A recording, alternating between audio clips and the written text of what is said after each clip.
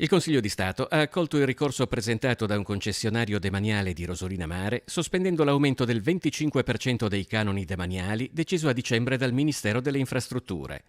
Union Mare Veneto, secondo cui ci vorrebbe una riorganizzazione organica del settore e non degli scatti in avanti come il decreto di dicembre, annuncia ulteriori azioni contro gli aumenti.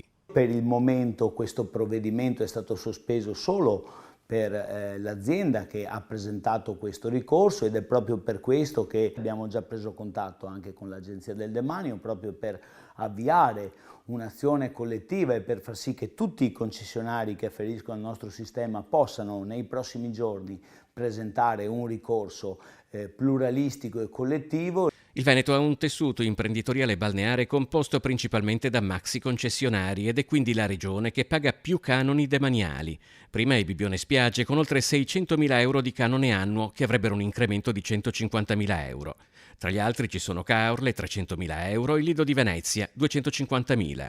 Stiamo indubbiamente vivendo una stagione molto difficile, probabilmente la più difficile degli ultimi anni. Il mese di giugno si è chiuso in maniera abbastanza generalizzata con il segno meno, ma è inevitabile dopo alcune stagioni fortemente condizionate dalla difficoltà di muoversi per i problemi legati alla pandemia, è ripartito il corto medio raggio. Confidiamo adesso che questi 2 mesi di centrali, che il mese di settembre ci possano permettere di ripartire e di ottenere dei risultati in linea con le stagioni precedenti.